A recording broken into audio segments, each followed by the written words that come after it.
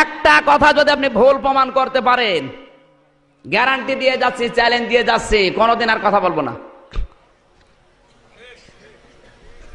আমার বয়স অল্প, লেখাপড়া যা ছিল বাংলাদেশে একেবারে কম করি নাই, আমি চ্যালেঞ্জ এমনিতেই নাই। 42টা তাফসিরের মতো তাফসির আছে বাংলাদেশে প্রায়। আমি কওমিতে পড়েছি, আলিয়ায় পড়েছি, বিশ্ববিদ্যালয় শেষ করেছি, এখন ডক্টরেট করার জন্য সার্টিফিকেট জমা দিয়েছি। মনে করছেন হুজুর ছোট, যা বলে বলো। আপনি মিলান তো, একটা কথা ভুল প্রমাণ করতে পারেন কিনা, কোন আলেম নিয়ে আসবেন, নিয়ে আসেন। আর যদি প্রমাণ করতে না পারেন ভুল, তাহলে আপনার মেনে নেওয়া লাগবে, কি বলেন? আর যদি মেনে না নেন, বেকারে মাহফিল দিয়েছেন কোন কারণে? লোক দেখানোর জন্য? তাহলে এখন থেকে সিদ্ধান্ত নেন, এলাকায় যদি কোনো অন্যায় অবিচার, সে একজন হোক, কিছু যদি হয়, সোচ্চার হওয়া লাগবে। নবীজি সোচ্চার হয়েছেন, জীবন দেওয়ার জন্য 1399 জন মানুষ প্রস্তুত। ওরা ভয়ের চোটে ওসমানকে ছেড়ে দিয়েছে। আজ বাংলাদেশে যদি আমরা এরকম কিছু করতে পারতাম, রাম বাম উল্টা পাল্টা পথ দিয়ে পালাতো। বুজুর্গ হয়ে বসে আছে, নবী ছিলেন বুজুর্গ, এর নাম বুজুর্গ। এ বুজুর্গ এখন দেশে আছে? বুজুর্গ হওয়ার জন্য 2 নাম্বার লক্ষণ হুদায়বিয়া থেকে দেখলাম অনেকগুলো জায়গা আছে এখনো মার্ক করা। আল্লাহর নবী ডাক দিয়েছেন সাহাবীরা, ওসমানকে ওরা ছেড়ে দিয়েছে ঠিক, কিন্তু রাতের বেলা আসবে। যুদ্ধ একটা কৌশল, প্রতিপক্ষকে ঘায়েল করার জন্য বিচক্ষণতা অর্জন করা লাগবে, বিভিন্ন সাইড দিয়ে ভয় দেখানো লাগবে, ওদের অন্তরে ভীতি সৃষ্টি করা লাগবে। এই জন্য তোমরা পায়খানা বানাও কম আর চোলা বানাও বেশি। গভীর রজনীতে 2 জন গুপ্তচর এসেছে, এসে দেখে শুধু চুলা, মানুষ 1400 বানিয়েছে, 14,000 চুলা। ওরা কয়েক হাজার গোনার পরে বছর দরকার নেই, চুলায় যদি হয় এত, তাবুর ভেতরে মানুষ আছে কত, ফিরে গেছে ভয়ে। ডাক দিয়ে বলে, নেতা আবু সুফিয়ান, পারলাম না মানুষ গণনা করতে। বলে কেন? চুলা যত 2-3 হাজার গোনার পরে আর গণনা করতে পারলাম না।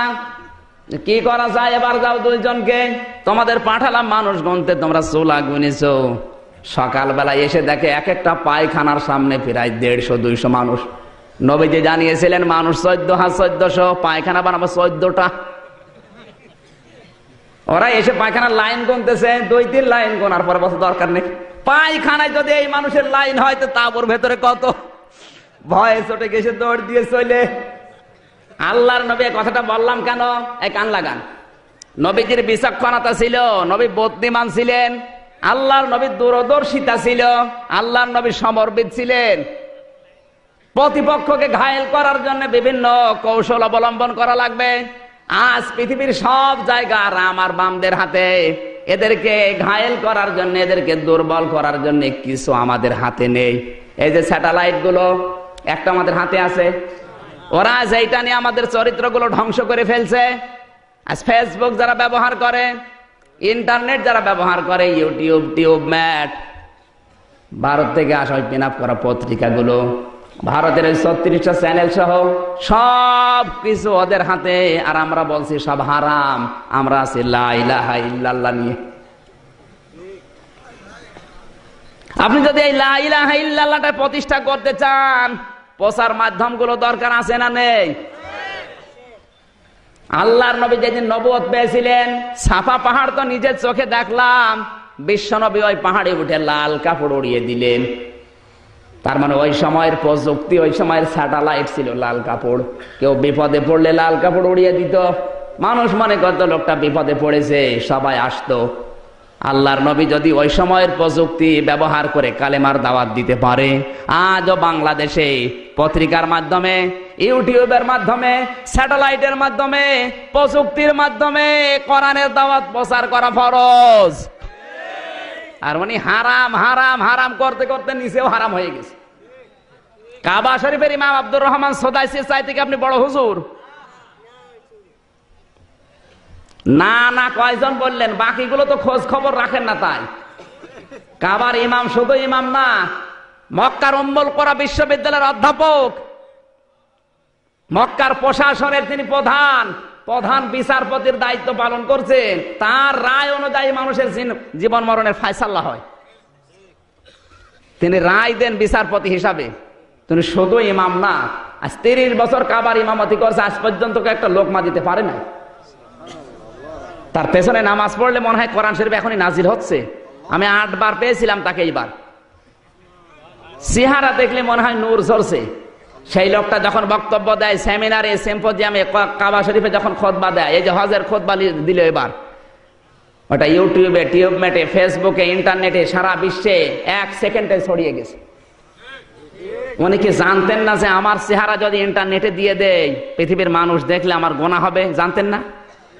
এই কথা বলেন না কেন? কোন কারণে ছড়িয়ে দিলেন বলেন? তার নিয়ত তো খারাপ। তার চাইতে আপনার বুজুর্গি বড় বেশি হয়ে গেছে, মন অত সংকীর্ণ কেন আপনার? ইসলাম প্রচার করার জন্য একটা মাধ্যম আমাদের হাতে নেই,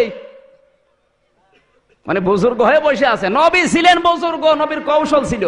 হযরত ওমর ছিলেন প্রধান বিচারপতি। আজ বাংলাদেশে 96% মুসলমান, বিচারপতি একজন হিন্দু। হ্যাঁ বলেন, সব দোষ তো মনে হয় শেষকে সিনহার। ঠিক, দোষ আমাদের।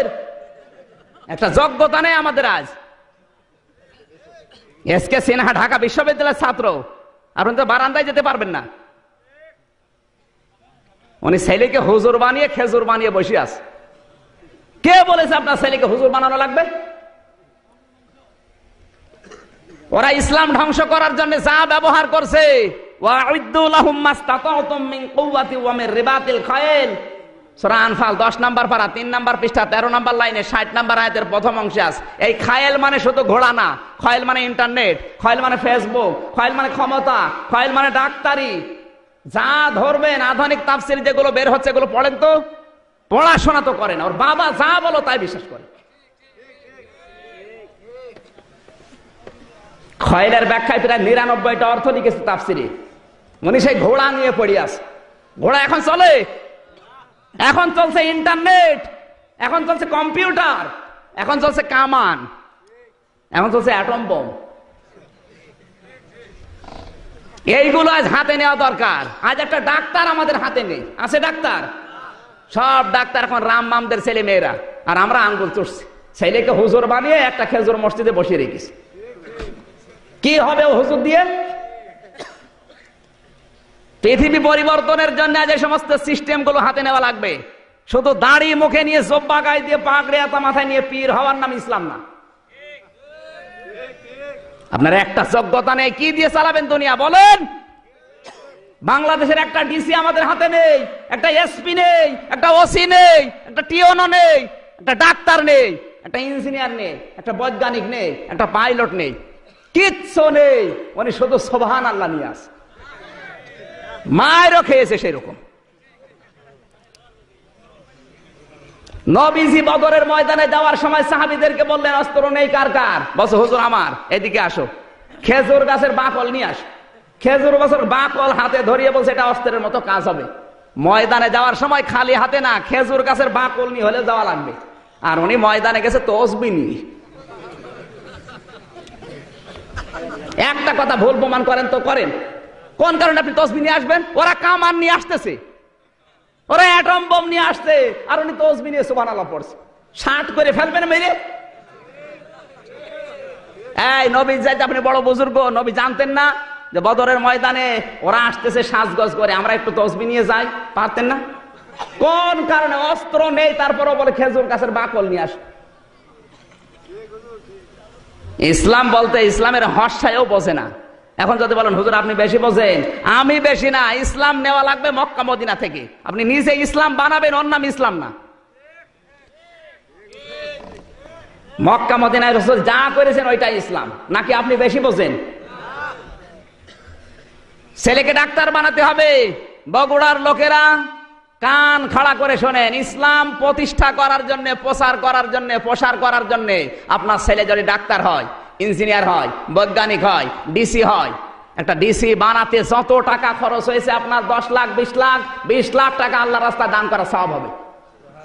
কিন্তু প্রথমে তাকে কোরআনের জ্ঞান শিক্ষা দিয়ে নেবেন। যতটুকু জানলে ইসলাম মেনে চলা যায় অতটুকু জ্ঞান তাকে শিক্ষা দেন।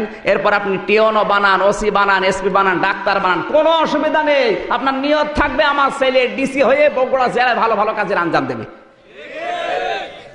আজ আমাদের চিকিৎসা বিভাগের দিকে তাকালে মনে হয় জাহান্নাম হয়ে গেছে। একটা ডাক্তারের চরিত্র দেখান তো।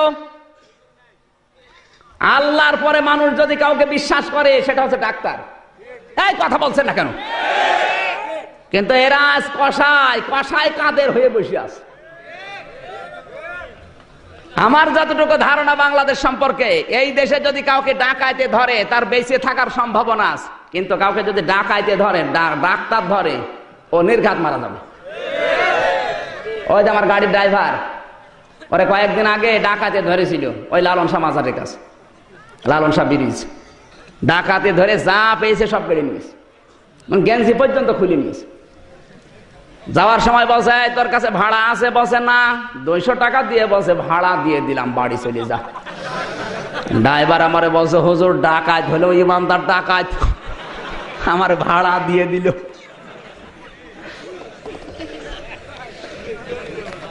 আর একটা ভালো মানুষ নিয়ে যান ডাক্তারের কাছে, পেট কেটে খুঁতো করে দেবে, চাটি বাটি ঘটি বাটি বিক্রি করে নিয়ে যাবেন, সব তো নেবেই নেবে, বাড়ি আসার সময় ভাড়া দেবে। কারণ ডাক্তার তো ওই রকম ডাক্তার বানাতে পারি না। আজ ডাক্তার গুলো যদি আমরা তৈরি করতে পারতাম রাজশাহীর ডাক্তার ফাতেমা সিদ্দিকার মতো, ফরিদপুরের ডক্টর শাহিন জর্দারের মতো, চট্টগ্রামের ডক্টর আব্দুল মুবিনের মতো, এই সমস্ত ডাক্তার উপহার দিতে পারলে চিকিৎসা বিভাগ হয়ে যেত দুর্নীতি মুক্ত। আর এমন ডাক্তার পেয়েছি হাত ধরার পরে 1000 টাকা বিল, 5টা রিপোর্ট, কোন জায়গায় দেখাতে পারবা না, আমার জায়গায় দেখি আবার নিয়ে আস। এইরকম ডাক্তার আছে না? আছে মানে ডাক্তার না, ছেলে কার আপনি হিসাব করে দেখেন, ওর বাবার আম আর বাম। এই জন্য বলছি শুধু হুজুর বানানোর দরকার নেই, কোনো দরকার নেই হুজুর বানানোর, হুজুর অনেক আছে। আজ পৃথিবী পরিবর্তনের জন্য ভালো মানুষ দরকার। ওরা যেইটা ইসলামের বিপক্ষে কাজে লাগাচ্ছে ওইটাকে ইসলামের পক্ষে উল্টিয়ে কাজে লাগাতে হবে। এই স্যাটেলাইট, এই মিডিয়া, আপনি ডাক্তারি বিভাগ বলেন, ইঞ্জিনিয়ার বলেন, বৈজ্ঞানিক বলেন, পাইলট বলেন, সব জায়গায় এখন ওরা 2 নাম্বার করে ফেলেছে। আমরা যদি এখন উল্টিয়ে ওইটা ইসলামের পক্ষে কাজে লাগাতে পারি, ইসলাম উপরে উঠবে না নিচে নামবে? এই সহজ সহজ কথাগুলো বোঝেন না কোন কারণে? আপনি তাকওয়া অর্জন করে বসে আছেন, ওর নাম তো তাকওয়া না। নবীজির কৌশল ছিল, আপনার কিচ্ছু নেই, তাহলে নবীর চাইতে আপনি বড় বুজুর্গ? এবার আমি হাদিস দিয়ে বলছি তাকওয়া কাকে বলে। কষ্ট হচ্ছে? 2টা বেজে যাচ্ছে, তা মানুষের কষ্ট হচ্ছে না? মানে তাকওয়ার যতগুলো অর্থ আমি দেখেছি, এই কান লাগান, তাকওয়ার যতগুলো অর্থ আমি দেখেছি, তাকওয়ার 1 নাম্বার অর্থ একটা একটা করে আমি 99টা বলছি। এই কান লাগান। না আপনাদের মন নেই? এই ওঠাউঠি করে এরা কারা? পেশাব করবে, পেশাব বাদ দিয়ে অন্য কারণে ওঠে, ওর খবর আছে। ক্লাস 3 পড়ে, ক্লাস 3 একটা ছেলে বই খাতা ব্যাগ নিয়ে এসে হেডমাস্টারের কাছে বলছে স্যার হয় ছুটি দেন না আমি গেলাম। পরে ছুটি দেওয়া লাগবে। স্যার দেখছে ও ছুটি দিলেও যাবে না দিলেও যাবে, কারণ যে পজিশন নিয়ে এসে দাঁড়িয়ে আছে। পরে খোঁজ খবর নিয়ে দেখা যাচ্ছে ওর রোল নাম্বার 82। ক্লাসে ছাত্র 82টা, রোল নাম্বার 82। ও খুব ভালো ছাত্র, ওর জীবনের কোনো উদ্দেশ্য নেই, এমনি ও তো যাবেই, ও ছুটি দিলেও যাবে। এখানে পোশাক পায়খানা বাদ দিয়ে যদি কোরআন ভালো লাগছে না এই মনে করে কেউ চলে যায়, ওর রোল নাম্বার কত? এখন দেখেন কোনটা ওঠে, যেইটা উঠবে বুঝবেন ওর রোল নাম্বার 82। আগে জিজ্ঞাসা করেন ভাই আপনি যাচ্ছেন কোথায়? তাকওয়ার 1 নাম্বার অর্থ শোনেন, তাফসিরে মুফাসসির লিখেছেন যেখানে যে যে দায়িত্ব পাবে ওই দায়িত্বটা সঠিকভাবে পালন করার নাম হচ্ছে তাকওয়া। কথা বোঝা যায়নি? এই যে এখানে সভাপতির নাম দেখলাম, আলিম মাদ্রাসার সহকারী মাওলানা, ওনার সরকার 8 ঘন্টা ডিউটি কিনে নিয়েছে। ওই 8টা ঘন্টা ছেলে মেয়েদেরকে মানুষ করার জন্য তাদের পেছনে শ্রম দিতে হবে, এইটাই হচ্ছে তার তাকওয়া। এইরকম তাকওয়া যদি দেশের মানুষ সবাই পালন করে, কোনো আতঙ্ক থাকে আর?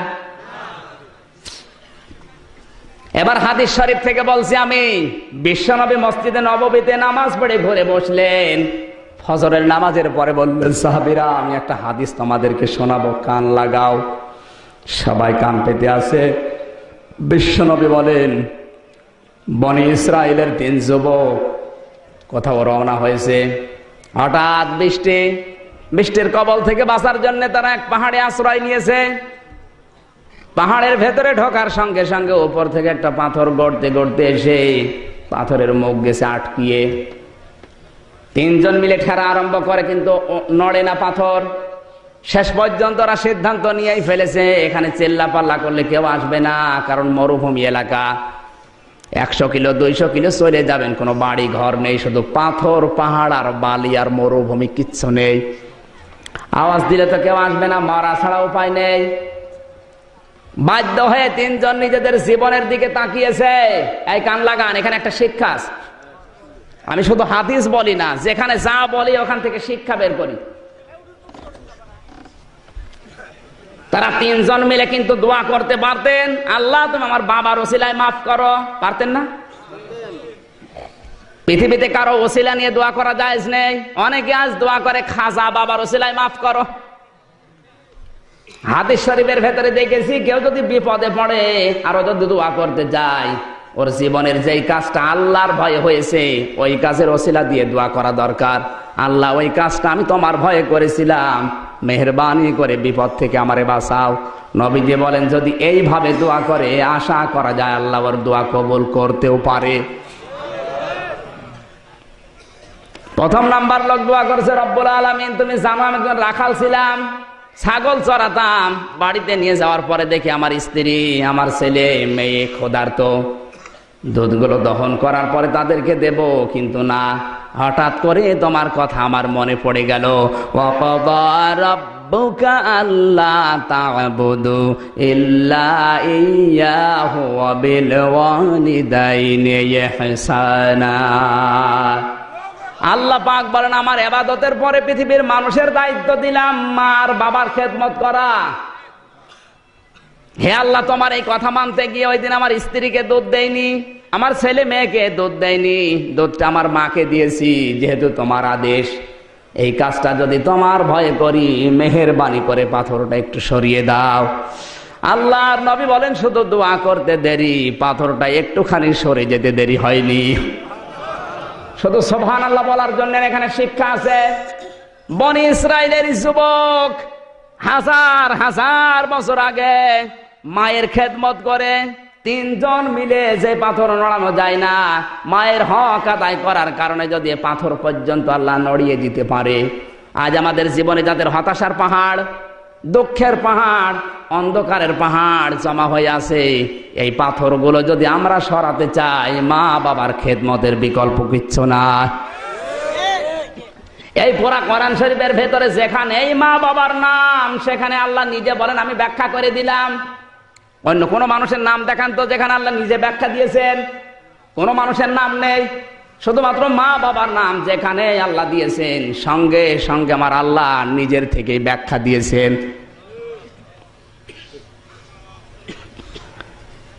আমার ভাইরা, এই মা বাবা ডিলেট হয়ে যাচ্ছে। অধিকাংশ পরিবারে মা বাবা ডিলেট হয়ে নতুন মা বাবা যোগ হচ্ছে।